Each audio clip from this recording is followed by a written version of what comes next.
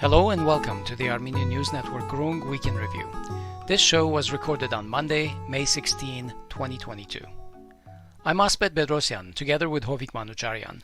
This week we're joined by our Groong colleague, Katia Peltekian as well, and we're going to talk about the following major topics.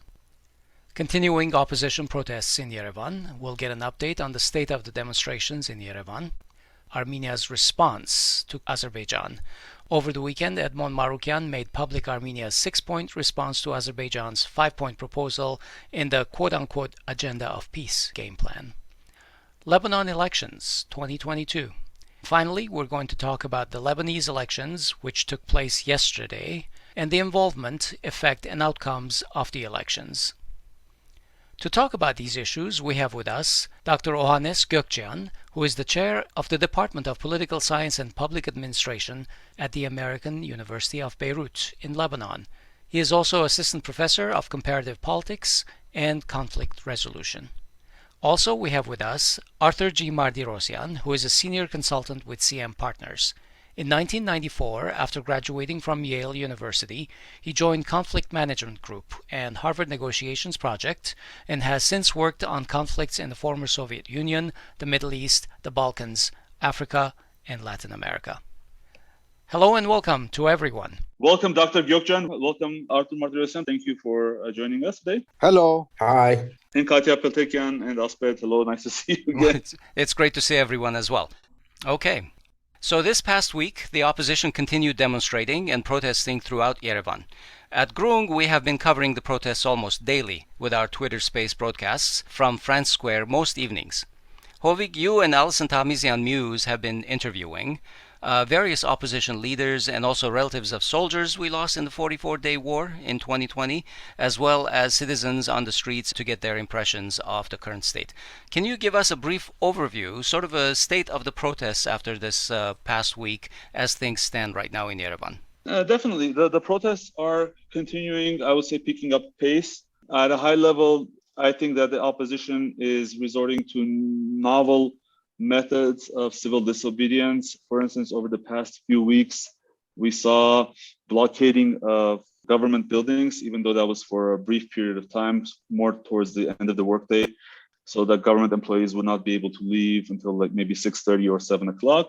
But so that's on one side. On the other side, the weather just cleared up for only a few days towards the end of the week, but it has been and probably will continue to be the main hurdle to more turnout. But the turnout as it is sufficient to, I think, to send a message to the government that this crowd is real. It's not dissipating, it's not abating.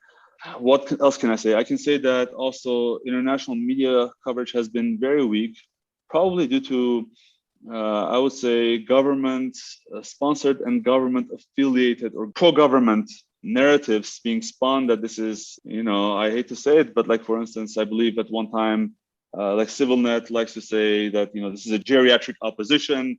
This is the Nachkin's formers. We have been doing interviews of people, and we have been interviewing participants of all ages, of all different backgrounds. I can say that's definitely not the case. I believe that the government-sponsored media is definitely missing the point and is definitely misleading, I would say, or manipulating. And so far, at least for international coverage, if I could criticize the opposition in one sense, is that they have not been able to get international coverage for whatever reasons. And for those interested, I would just urge you to go to our YouTube channel. There's a separate playlist for all the interviews that we're doing. It's a curated list. You can go on our Twitter feed and go listen to the whole thing. We leave it on for about a week after I actually delete it. But all the interesting discussions and all the interesting conversations, I then record into a YouTube video. The week was also interesting because it began with May 9th. I guess sort of May 9th being the day of victory for both liberation of Shushi, World War II. Both days essentially have turned into mourning days. On Monday, May 9th, I, for instance, walked with the parents of fallen heroes, fallen soldiers, specifically the Tsor, it's called the Tsor Artillery Unit, from the Republic Square to Tsitsernakabert. It was a 1.5 hour walk. And it was just very heartening to see a community of parents that has built up essentially as a support group of each other, because we were mentioning on the Twitter live, these folks have had to even resort to negotiating with Azerbaijani soldiers in Shushi. They had to go into the Shushi military base to negotiate, to find relics and to find remnants of their sons, they are out there in full force protesting this government. In fact, they are also involved in legal action against the government because the Pashinyan's, what they term as the self-admission that, yes, we could have had the same results without all the dead soldiers. So they see that as a self-incriminating As if that didn't matter. Testimony. Yeah. At least it was very insensitive, and the opposition, there are some lawyers who are supporting them in this effort to filed a complaint with the prosecutor general, and we'll see where that goes. Arthur, you are in Yerevan as well. What are your impressions of the ongoing protests? Well, I look at it from my negotiation perspective. I think whenever there is social protest, it has a goal, and the goal here is resignation of Prime Minister Pashinyan, and we should ask a question: will that resignation be negotiated? Will he be given some security guarantees or whatever? Is it possible to negotiate? Or protests will be, or mobilization will be going on the path of avoiding negotiation with him and achieving that goal by some other means. Right now, it doesn't look like they want to negotiate.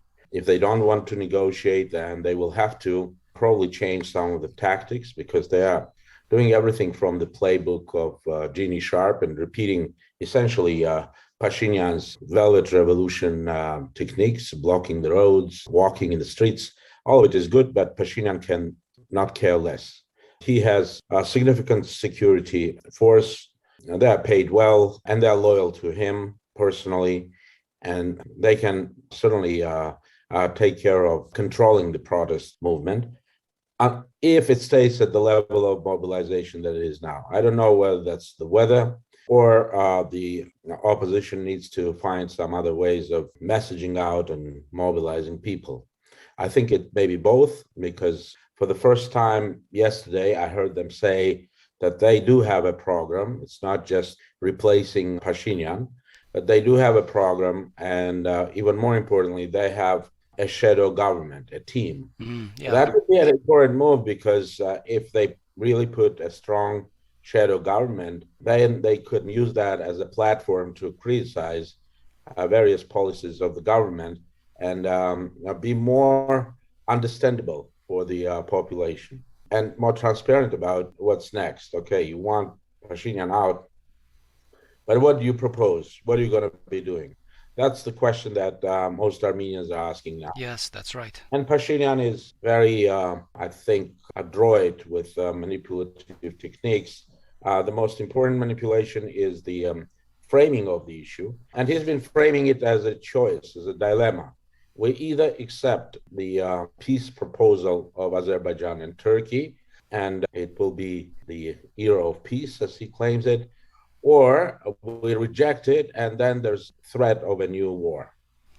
And obviously, I mean, if the opposition has been saying that there is no imminent threat of the war, but I think they need to do more to mitigate these concerns that the population has, that it really rejecting the peace proposal may lead to a war. Nobody really wants a war. There is the loss aversion that kicks in, and he's playing on that. He's manipulating the public opinion into accepting the dilemma that if he doesn't accept whatever the proposal is, and the 6-point response essentially is the acceptance of the principles proposed by Aliyev. Let me turn to Dr. Geukjian for a moment.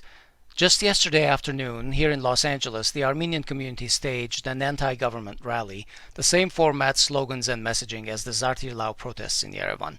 How do you think the diaspora in Lebanon is responding to these events in Armenia? I talked about this a week ago in Boston when I was delivered a public talk to the community there. Let me take it from there. During my talk, I said that the diaspora should take the lead. And there were questions about it. And when they asked me why, I said, negotiations have principles And none of the principles are being adapted by the Pashinyan government or Pashinyan himself. Nobody negotiates without making it clear what is your security point. This is a principle in negotiations, and we know nothing about it. Pashinyan alone, we also know nothing about whether there is a negotiating team or not. The guy is not a politician. The guy is negotiating from a losing position, because we have lost the war.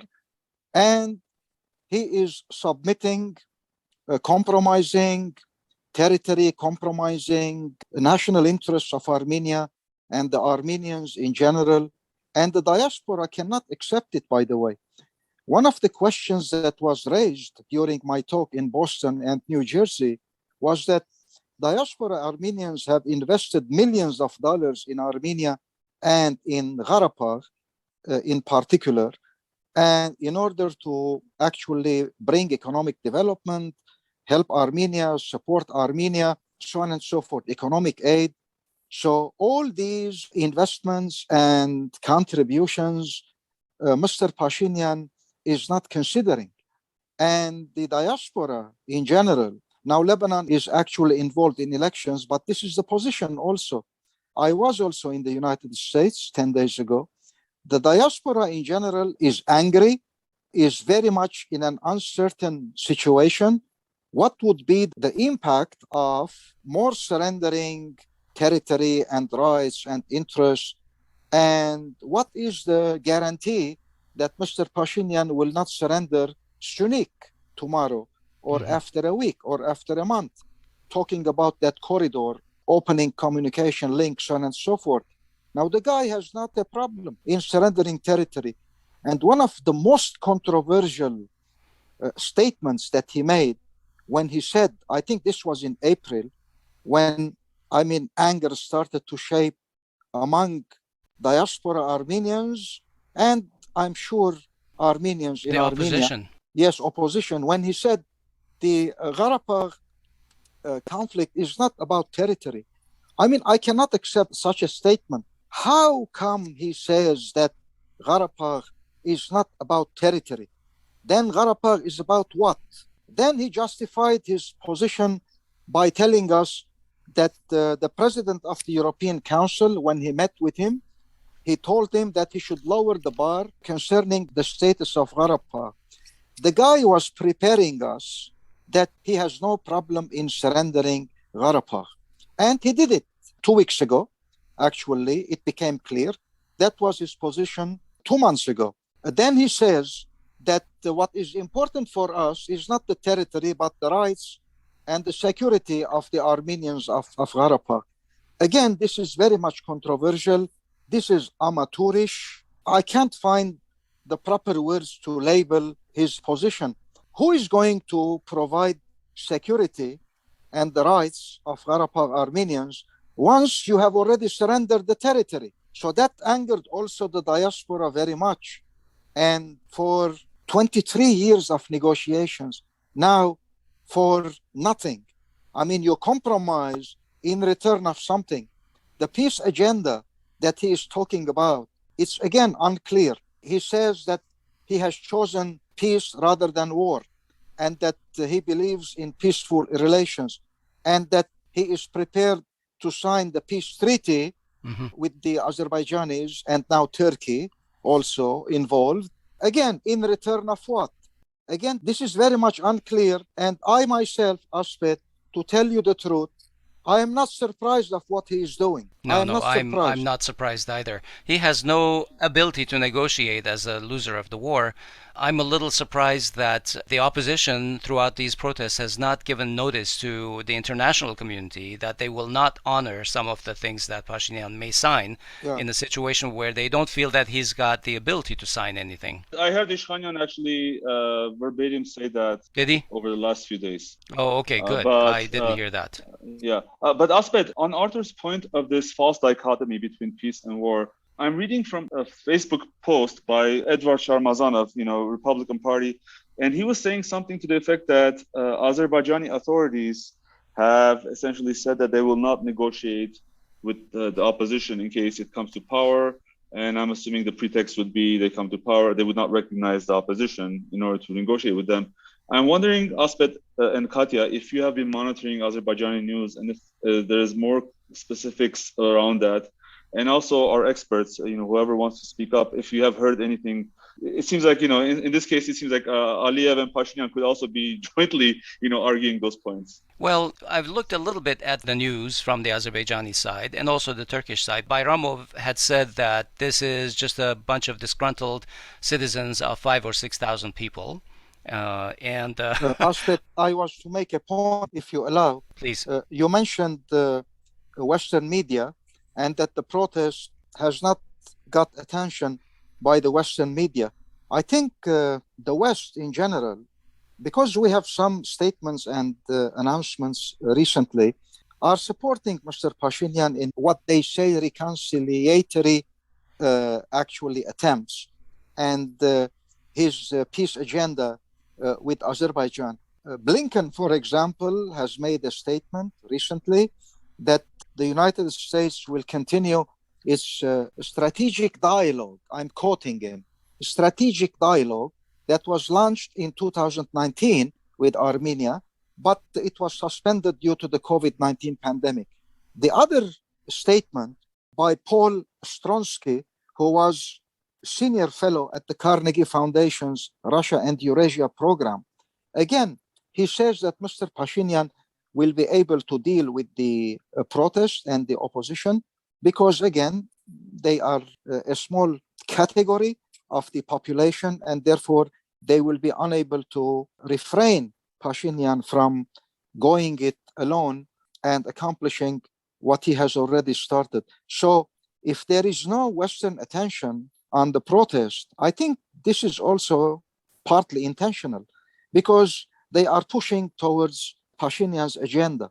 And this, again, is not surprising for me because if you go back and look at the 44 days war, the international media was on the side of Azerbaijan and was not covering actually the Armenian view. So the same policy is continuing unless in the United States, and you are in Los Angeles, unless the diaspora once again and the community in the United States, particularly the United States, will exert pressure, mobilize, using connections with congressmen so that opposition actually receives some attention in the media. Yeah, compared to the Ukraine war, for example. Exactly. Compared to the war in Ukraine, the coverage for the 44-day war was almost nothing and also very one-sided towards Azerbaijan, I also felt. But we are talking here about the negotiations, the so-called peace agenda. And so let me move on to our next topic that over the weekend, this just like 2 days ago, Edmond Marukian revealed the 6 points with which the Pashinyan government has responded to Azerbaijan's 5-point document from March. Right. That document had laid out the conditions for peace with Armenia.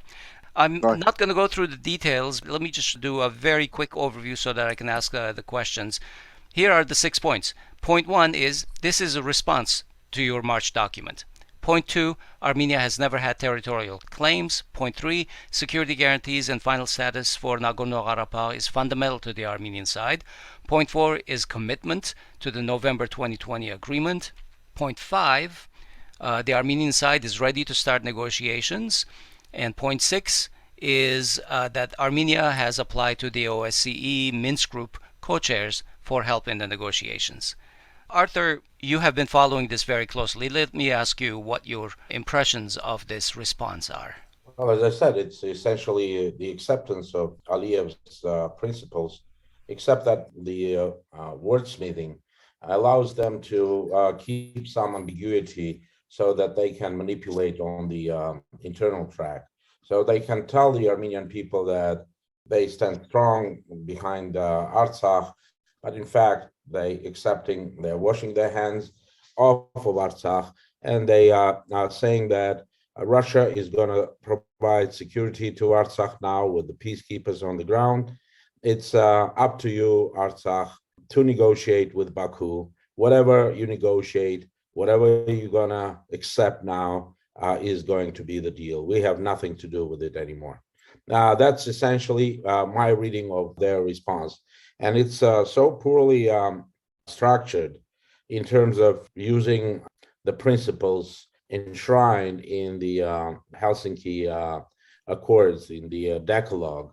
There's nothing about self-determination in the text. There's nothing about no use of force or threat of use of force. There's nothing in the text that would suggest that they are willing to put the status at the top of the agenda. And their reference to the essentially non-existent OSCE Minsk group, it doesn't exist anymore as a group. It exists as separate countries, and countries that are right now at the top level confrontation.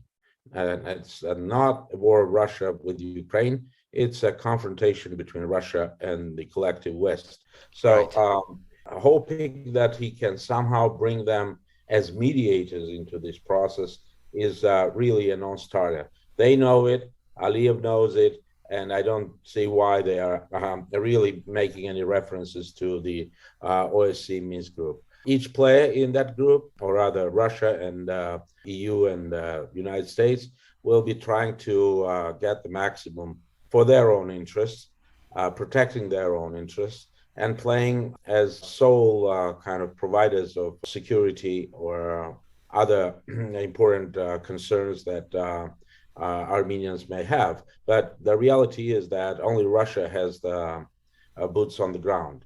It's not the US, it's not the Europeans that are going to be calling the shots when it comes to addressing the real security dilemma for Artsakis.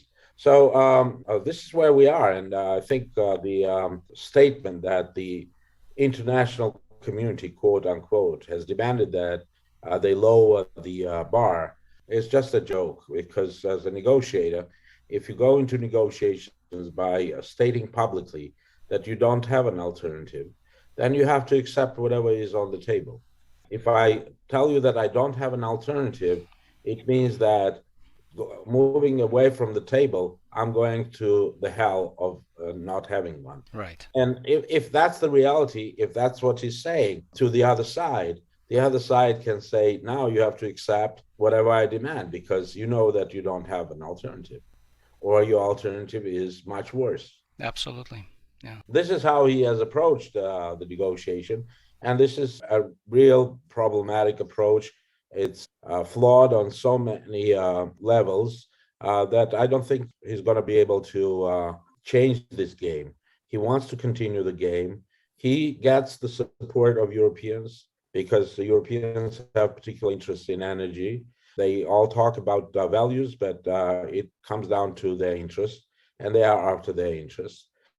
The US has its own interests, which are mostly aligned with the European interests in this case. Finding an alternative route of energy supplies, alternative to the Russian routes to Europe, is at the top of their agenda too. The Russians want to stay in the game, and for them it's important that the status is not finalized yet. But they also have to play with the Turks and Azeris, because given the war in Ukraine and their own vulnerabilities, they have to play with Turks and Azeris. So this is where we are. Can we change this?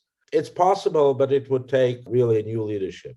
I don't believe a diaspora alone can get mobilized and do anything meaningful. You cannot really go out and knock on the door of US policymakers if the government in Armenia holds one line and you go with a completely different demand to them. They can always keep that door shut on you and say, here is what the government in Armenia is saying. And you are not a citizen of that place.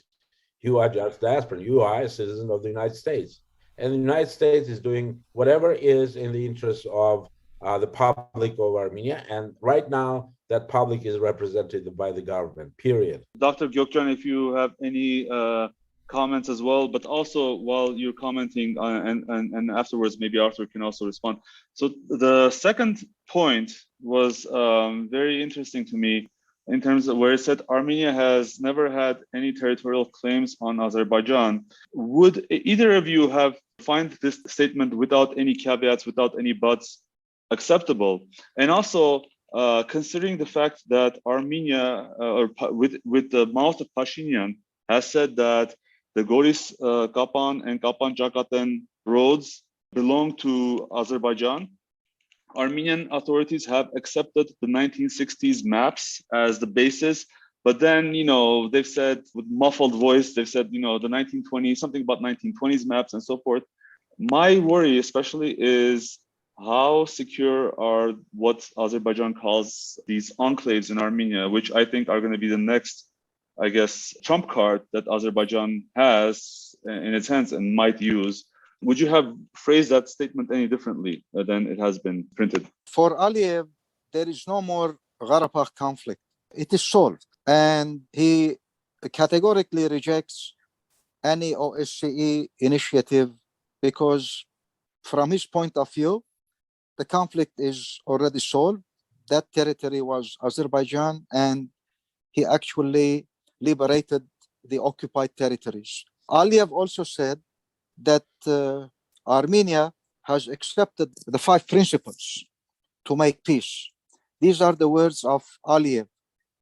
I agree in general with what you have said, yet I would like to add that concerning security, Azerbaijan certainly is worried and is not convinced so far, and it's not actually acceptable so far that when the renewal of the peacekeeping forces in Artsakh would be on the table after 5 years, to agree once again for another 5-year peacekeeping forces, Russian forces in Artsakh. There is a big question mark there. What Azerbaijan is doing now is the following.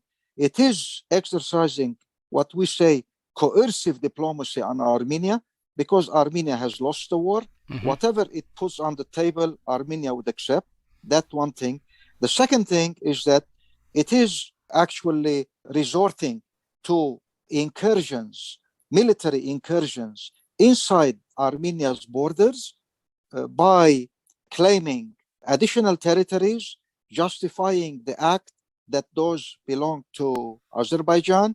And this brings us to what you said a while ago, the maps, which maps to adapt, which exclave belong to whom, so on and so forth.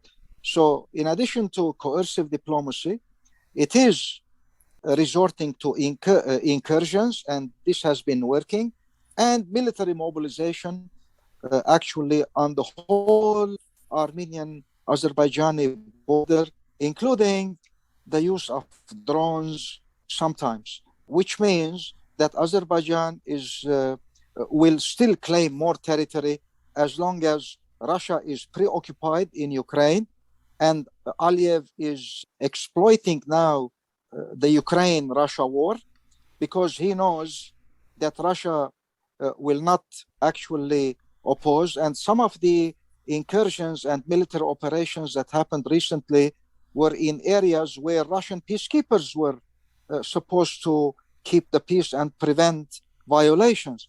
Yeah. And they did nothing, by the way, because the Russian side is weak now, preoccupied in war in Ukraine.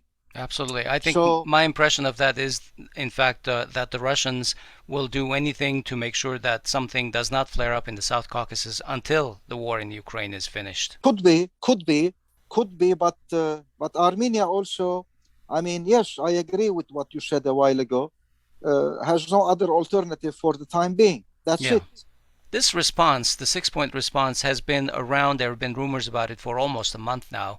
First of all, why has it taken almost a month to inform the Armenian public? Okay, so it was kept from the Armenian public, the opposition. And then the second is, why doesn't the opposition like this response specifically? Is it all domestic politics for Pashinyan? It's obvious why the opposition, and not only the opposition, any Armenian in his sound mind should not be accepting this. This is essentially denying 30 years of struggle for Artsakh, essentially saying that what started as a movement for independence in 1988 was wrong. That's fundamentally, it's a paradigmatic shift, both in the Armenian identity and in the recent history. It's a revisionist approach to the Armenian history and taking essentially the Azeri position on the issue. You Armenians shouldn't have even started this. You would have been better off without starting this. This is what Pashinyan has been doing. Why he's been doing it this way? Again, because he's also a manipulator of sorts. Azeris are really pushing for a deal, a peace deal now. Russians don't want that peace deal to be as drastic when it comes to the status of Nagorno-Karabakh or Artsakh. Why? Because if it's going to be determined one way or the other, Russians do not have a mission there. Why do we need a peacekeepers there if the sides agree on some kind of a status? So Russians are going to drag their feet. Yes, they are preoccupied with what's going on in Ukraine, but it's not true that they didn't react to what was going on during the Azeri attempt to take the heights. They did react, and they did force them. They have kept some force there, but not really. They do not control as much as they wanted to control. Now, I think there are limits to what Russians can do under the circumstances, and they certainly would not want the confrontation to flare up. But I think they have other means to talk to Aliyev and to keep him where they want him to be. So in some ways, Russia is interested in seeing this protest movement in Armenia. I don't know whether they are interested in having Pashinyan himself replaced, but they definitely are giving something for Pashinyan to drag his feet and say, see, I cannot do it now because I have all these protests. I need time. But in fact, it's Russia that needs time. It's not Pashinyan. Pashinyan has already decided what needs to be done. And they haven't been very transparent on these issues, despite all their promises in 2018, when diasporans were applauding to Pashinyan and saying that he's going to be the real democratic leader who's going to be running direct democracy in Armenia. It's all turned out false promises. And I think not all diasporans, but it's a mistake to consider that diasporans are acting as one. There are many different opinions in diaspora, including there are some who still support Pashinyan. I mean, I don't know. No one has run any sociological surveys to tell me what percentage supports him. But there are certain quarters that we know they exist in diaspora too that support him. They support him because they also want to believe that this is the path to peace. But it is not. It is essentially a path to a slow loss of Artsakh. And with the loss of Artsakh, we're going to lose more, essentially. And nobody should forget Monte's words that losing Artsakh will close the last page of the Armenian statehood history. So we need to be really focused on what's at stake for Armenia and for the Armenian identity. People who want to make believe that it's all okay, it's going to be possible to live with Azeris in peace, and it's going to be the peace dividends will allow the economy to develop. I have bad news for them. They have to read the history of Nakhichevan, open the census of 1924, the first Soviet census, and see that the population, Armenian population of Nakhichevan was about 50%. And in 1979, the last but one census, there was not a single Armenian left in Nakhichevan. Artsakh awaits that same fate. Turks know how to do it. They do not necessarily need to use the brute military force anymore. They control water, they control electricity, they control natural gas. They have more financial means. And if Pashinyan withdraws the financial support, and it will be only logical to accept that as a next demand from Aliyev, right? If you are recognizing Artsakh as part of Azerbaijan, and by the way, it is a false statement that Armenia has recognized Artsakh as part of Azerbaijan. Recognized territorial integrity with caveats, with a special opinion about Artsakh, yes, but that's different from what he's stating. Right. So if he wants to take us there, As I said, I mean, it's going to be even worse than where we were in 1988. Because next, Aliyev is going to ask, what are your banks doing on my territory? What is your drum doing on my territory? What are your soldiers doing on my territory? What are your passports doing on my territory? So it's only obvious that's what's next. I mean, One it's step at a time. That's right.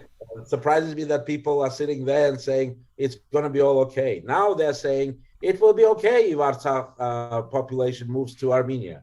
And not a problem, as long as we keep our churches there. Yes, we kept our churches in Turkey.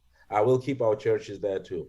This is nonsense. I mean, it's time for Armenians to understand that it's not the time to get angry. It's the time to get active and actively support in diaspora too what is right at this moment. Demand the resignation of the man who cannot negotiate on the interests of the Armenian people. Yeah, just you were mentioning that the diaspora is not a homogeneous entity. You're absolutely right. Like I mentioned earlier, we have seen rallies that are anti-Pashinyan government, but I have not seen any rallies that are happening right now pro-government. In fact, the relationship between the diaspora in many of the communities worldwide is very weak with the Armenian government because the relationship through the ambassadors has nearly broken down. At least in the United States, it almost does not exist. Dr. Geukjian, a quick question for you. You know, over this past week, Mirzoyan met with Bayramov in Moscow, and afterwards they both had public statements about their meeting. The clear difference about those statements was having to do with the POWs. It was clear that Azerbaijan has absolutely no interest, no intention to release the POWs. I was a little bit surprised about that because at a time when Pashinyan may be showing a little weakness at home, Azerbaijan would have wanted to allow some kind of a plus side for him in the negotiations by releasing, if not all, some of them. Why didn't that happen? In the responses that Manucharyan actually presented, POWs, he mentioned them. One of in the Armenian responses to the 5 or 6 points submitted by the Azerbaijani government, the pause, Manucharyan mentioned that the return of the prisoners of war, yes, opening the communications with Azerbaijan, and the border issue. I think that is certainly Azerbaijan will not return the POWs. That is actually being used as manipulation. Pashinyan himself acquiesced that Aliyev once promised to return the prisoners of war, but actually he did not. So a lot of manipulation concerning the prisoners of war. Actually, it is being used by Azerbaijan in order to exert more pressure on Armenia, but no intention. And at the end of the day, probably Azerbaijan will return the POWs, but not now. Not now. To get more concessions from Armenia, because that is a very sensitive issue. It is causing trouble to Pashinyan inside Armenia, being criticized by the families, mothers, and actually relatives of the prisoners of war. Very sensitive issue, pushing Pashinyan from inside at the domestic level. I mean, to do his best to return them, but Azerbaijan is playing the game successfully and preventing not allowing Pashinyan to register points unless he submits more concessions to Azerbaijan. This is what is happening. I think it is, sorry to say it, I mean, for the time being, this is a nonsense dialogue between Azerbaijan and Armenia concerning the POWs. Some of them were released previously because of Western pressure, but then we saw nothing. We witnessed nothing. I almost consider every time that they release a POW bad news for the negotiations because it's almost a leash and carrot kind of a thing. Yeah. Arthur, any final thoughts on this topic? I don't want to sound as doom and gloom, but I think if Pashinyan is allowed to do what he's up to, complete his agenda, we're going to see, and very quickly, how the time of sweetened pill by Turks. We may even see the gas price go down in Yerevan for some time, so that they can say the peace dividends work. See, it's okay. It works fine, but it will be all just for the beginning. Armenians should look at Batumi and understand how the so-called soft power, Turkish soft power, is going to work in our case. Aliyev has not changed his statements. He hasn't said that he recognizes territorial integrity of Armenia. He says that the borders need to be redefined. And he and many groups in Azerbaijan continue to claim that this territory is Azeri, including even Yerevan, including Sevan, including Sisyan, and I don't know what the whole country is going to be left for Armenia. Can they achieve their goal? I think they think when we need, as negotiators, we often need to put ourselves in the shoes of Aliyev and look at it how he might be seeing it. He might be seeing the way his father was seeing it. We can do this without a war with Armenians. We have the money, we have the resources, and we can get what we want. And we will use the demographic and other instruments in our hands to achieve the goals. This is the game. And some Armenians, maybe naively, believe that we can play that game with them. No, we cannot. It's going to be a done deal once Pashinyan signs this peace treaty with them. I'm going to move on to our next topic. Today, of course, we're recording on May 16th. Yesterday, on Sunday, May 15th, Lebanon held the first elections since the Beirut blast in 2020, and the country plunged into economic freefall after that. The government is bankrupt, the financial sector has melted down, and banks are insolvent and cannot honor the debt to their depositors. So people's money is trapped, if not evaporated, in the deep devaluation of the Lebanese pound, and almost 3/4 of the country is living below estimated poverty levels. Both of our guests from Lebanon right now, Katia and Dr. Geukjian, are on generator power. They're on borrowed time during this episode. So in the middle of all this chaos, yesterday nearly 4 million people were eligible to vote in a country of 6.8 million. I think that the major alignments were the Hezbollah and its allies, the Lebanese forces and their allies, and the so-called October 17 movement. Dr. Geukjian, can you give us an overview of the current state of affairs and the major alignments of this election? Yes, I have been following the news to give you much more comprehensive view of what has been happening. It seems that neither group is able to, neither the Hezbollah alliance with the parties associated with that alliance, nor the Lebanese forces actually and the parties associated with that alliance will be able to hold a majority in the newly formed Lebanese parliament.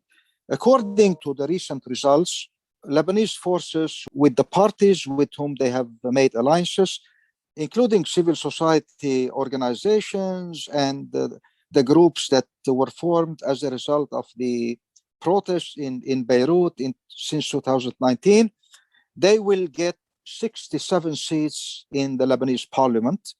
67. This was the last actually figure that I got an hour ago. Probably Katia agrees with me if she hasn't a new figure.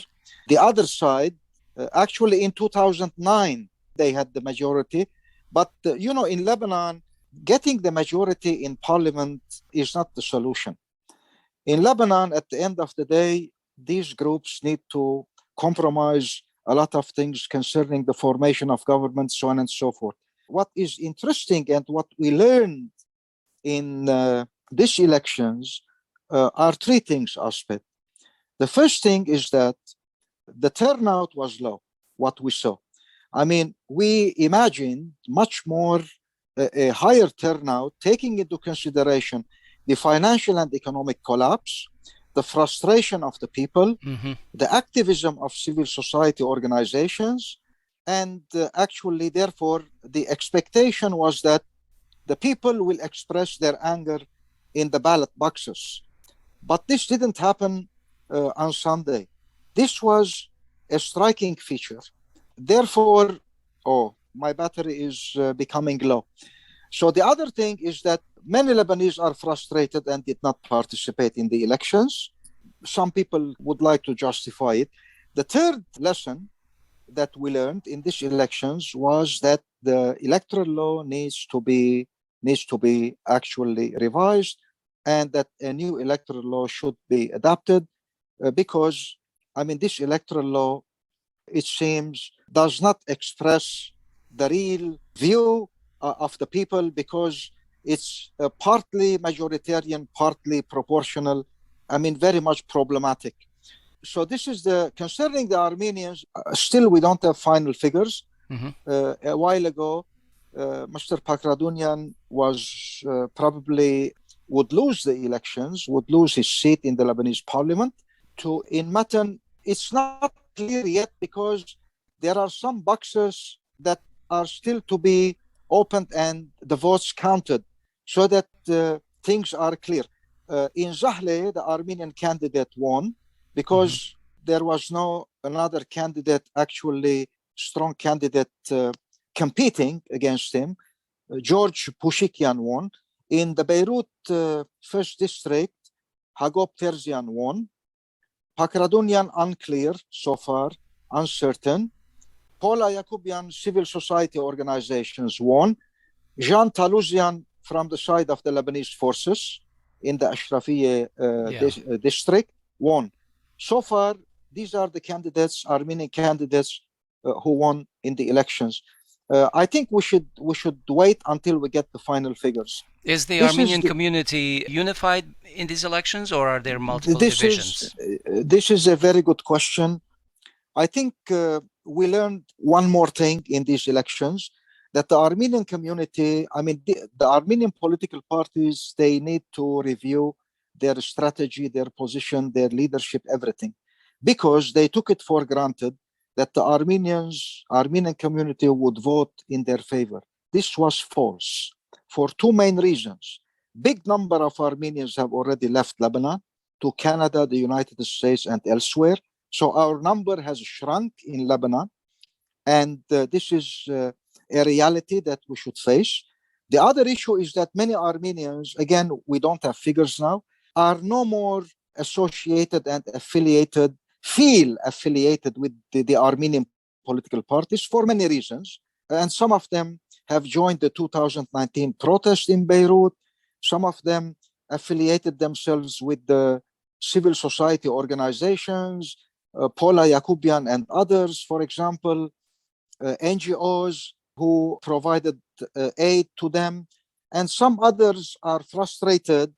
Another category of Armenians are frustrated, still feel that the Armenian political parties are the best that could represent Armenian interests, but they are not ready to vote for them. So these are the three categories that I witnessed, and this is my analysis in these elections, during these elections. That's why I said you can't count anymore on a solid Armenian electorate who will vote in favor of the Armenian candidates in the future. Dr. Geukjian, just a quick question on top of what you said.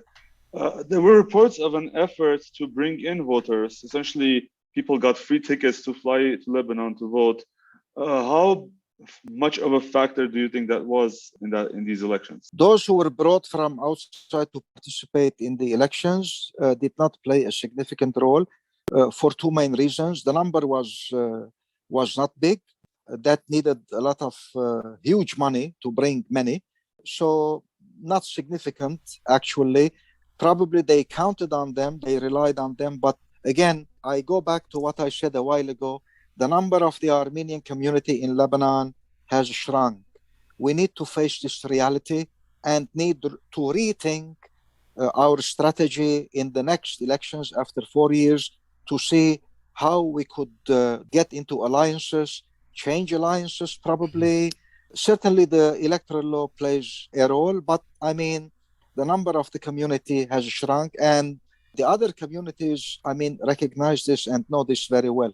Hovik, did the Lebanese embassy in Armenia organize any kind of voting capability for the diasporans, or was that even allowed? No, but that's what so there was this argument that, see, even the embassy here did not organize a voting booth or a voting campaign. The number of Armenians who registered in Armenia was not enough so that they open an opportunity for them to vote in the embassy or elsewhere. The numbers were not enough because the parties here told them not to register there.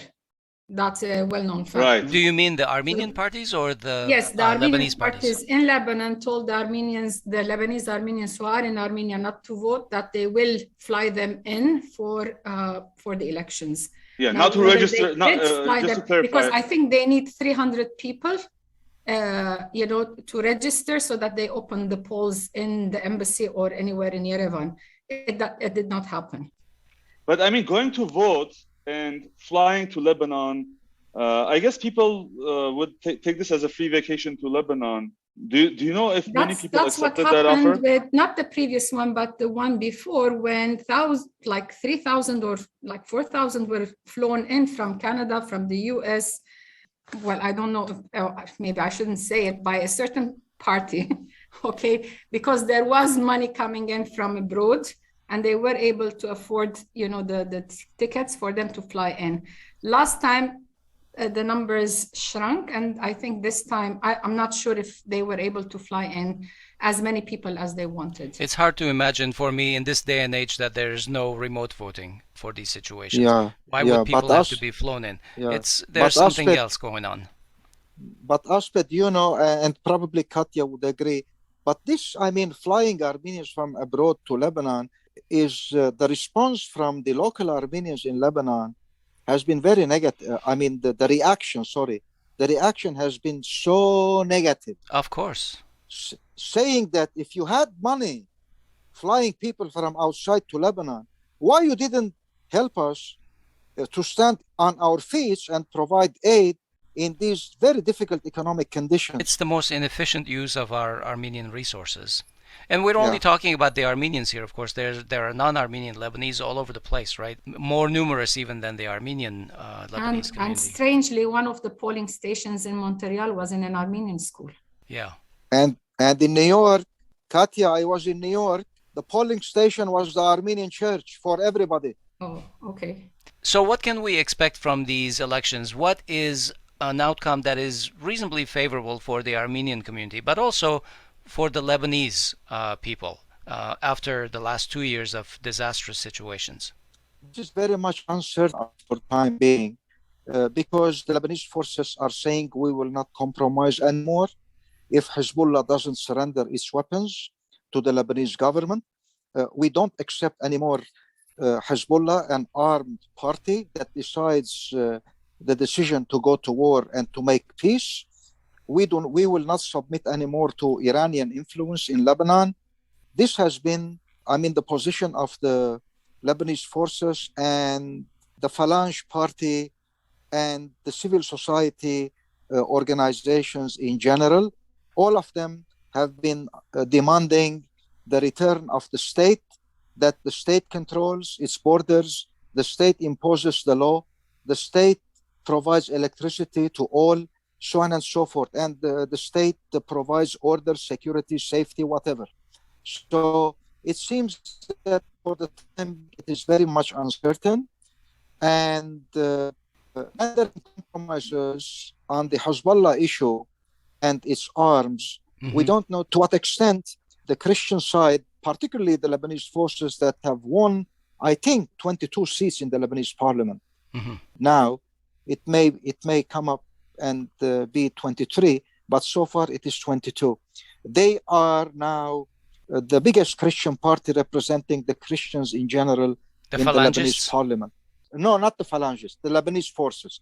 The Phalangists have got only 4 seats.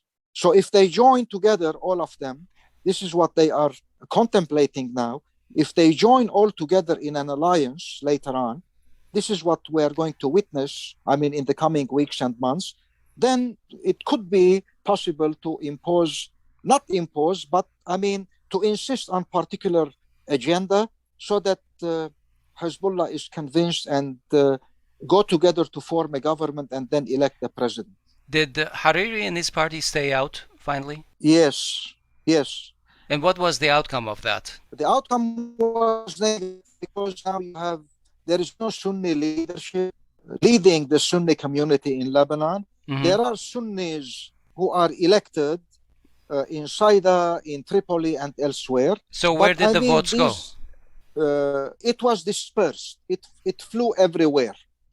It was dispersed, but there is also a big number of Sunnis who were loyal to Hariri, did not participate in the elections. I'm wondering, you said there's going to be a period of uncertainty. Does that apply to all spheres? For instance, in terms of foreign policy, do you see any changes or any concrete certainty in terms of where to go? Or is this mostly this election and what concerns Lebanon right now, mostly social and internal politics? Lebanon has never had a foreign policy as such. Yeah. By the way, so I think we should forget the foreign policy. Rather, I would say Lebanon needs an external player, as it used to be when the Syrians were here. France wanted to play a role, but it didn't succeed. Lebanon needs external positive intervention to bring these parties together. And then you see, it needs the stick. I mean, you may give the carrot later on, but first of all, you need the stick. And that stick is an external power, probably France, I don't know, who would play a significant role in bringing all these groups together and urging them to find common. That's what I was actually thinking of, because like after the explosion in the port, there was a lot of voices of support for Lebanon. But what has come of that? Nothing so far, because the Lebanese are not willing to help themselves by themselves, first of all. The international community has been saying, do the reforms and we will help. Do the economic reforms, restructure your banking system, your economy, and we will help. Make an independent judiciary and we will help. That also means disarming Hezbollah. Is that correct? Yeah, disarming Hezbollah is now, it's becoming clear. It is the main demand of civil society organizations, as I said a while ago, the Lebanese forces, the Falange party. But how you disarm Hezbollah? You will go to another civil war. I mean, that is something unattainable, by the way. Nasrallah did threaten that he will cut the hands of those who will try to take their weapons away. So definitely, I agree with Dr. Geukjian here. Yeah, I mean, the Lebanese parties are unable to disarm Hezbollah because we will witness another civil war. And Hezbollah is the strongest, by the way. The other parties, I mean, Hezbollah could be disarmed only by dialogue and by concessions rendered. And this is very much unclear yet. We don't know what would happen. And this has to do with the Lebanese army as well. Lebanon needs strong armed forces to guarantee the security of not only the country, but also the security of its many communities so that they can trust the government finally, right? Well, that's the difficult part. I don't know if Dr. Geukjian will agree with me. You know, drawing the borders, the gas and whatever with Israel is now also an issue. And that's why, the rumor is that even the US is not helping until Lebanon, compromises and gives up some of the gas. It's offshore Mediterranean gas reserves? Yeah, the maritime border.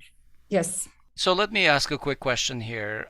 What can we expect from these elections? Do you think enough reformists have gotten into the parliament? Is there any hope that this government will start some kind of economic reform and lead to more prosperity for the country? Let me ask you, Katia, you are my forever optimistic friend about Lebanon. Optimistic. That's a good one. Well, you know that now a government has to be formed.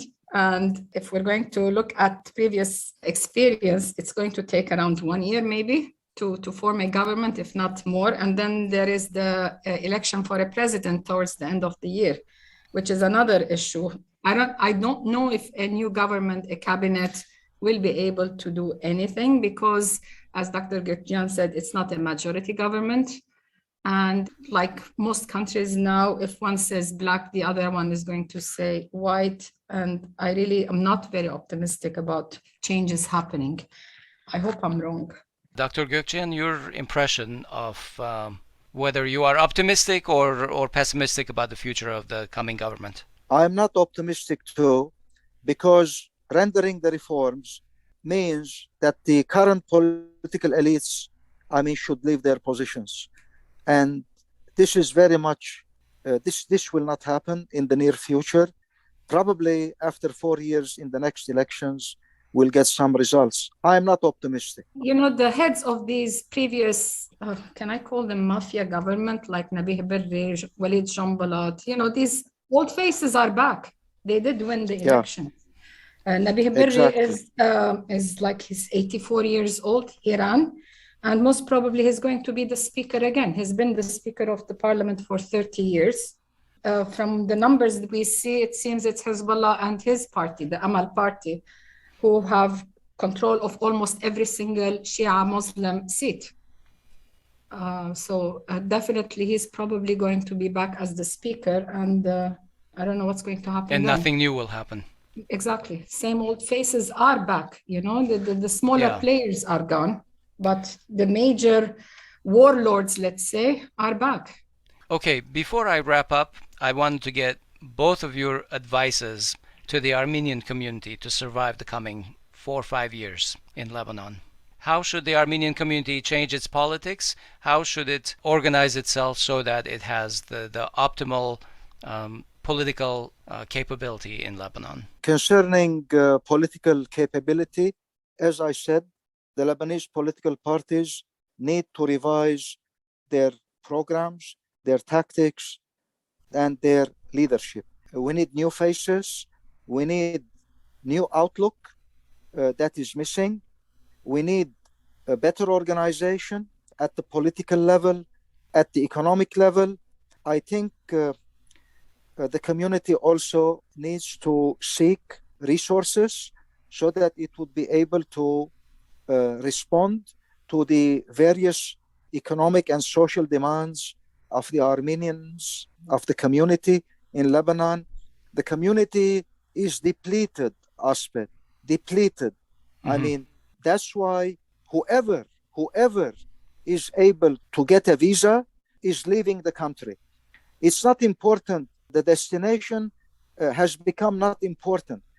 A visa just to leave and go elsewhere, because you cannot survive without electricity, without water, garbage everywhere. Unemployment percentages actually unbelievable. No jobs. How you would survive as a community? I know some of these responsibilities belong to the state, because the state is responsible, but at the same time, the communal structure of Lebanon, the system, empowers each community to take care of the people of that community. So in that sense, the community needs to review what it has been doing in politics, in economics, and in every other aspect that affects the lives of the Armenian community in Lebanon. As long as the system is communal, sectarian, the communities should play a role. Now, the big question is how they are able to get resources, how they are able to convince the Armenians not to leave Lebanon, not to migrate, not to think about getting out, because this is hell. We are living in hell. And Katia, I think, will share the view. So it's very much difficult to tell you the truth. Let us not be optimistic. This situation has become unbearable. No money. People are unable to pay the tuition of their sons and daughters. The gallon of oil, fuel, has become 500,000 Lebanese pounds. You cannot afford it. Prices are hiking. Inflation is upwards rather than going downwards. So this is the situation that we are facing. And I don't expect miracles, by the way. Yeah. That's why I said a while ago, uncertainty, and sorry to say it, I'm not optimistic. Katia, your advice to the Armenian community to navigate the next few years? I don't have any advice. I mean, Dr. Geukjian, drew the picture very well. I'm probably more pessimistic than he is. I would advise them to leave, actually, and I've said it before. I think it's about even time for the Catholicosate to move out of Antalya's, out of Lebanon. Wow. And, Okay. I mean, our numbers are getting less and less, yes, smaller and smaller, true, and we're not counting the mixed marriages and whatever. I mean, the Armenian community is struggling. Whether the parties change their views, their structure, their whatever, I don't think it's going to help. This situation is going to be with us for the next 10 years. I don't see any light at the end of the tunnel. So I think everyone should run for their lives now. Survival of the fittest, if they can get a passport. The Lebanese government has stopped issuing passports. So if you don't have a passport to get a visa, you're stuck here as well. All right. Before it gets more bleak, all right, we're going to leave it there for today. Thank you, everyone. Thank you, Katia. Thank you, Dr. Geukjian. Thank you very much. Thank you. Okay, that was our Week in Review show, and we hope it helped you catch up with some of the issues in and around Armenia from this past week. As always, we invite your feedback and your suggestions. You can find us on most social media and podcast platforms or our website, groong.org. Don't forget to subscribe to our channel on YouTube, like our pages, and follow us on social media. On behalf of everyone in this episode, we wish you a good week. Thanks for listening, and we'll talk to you next week.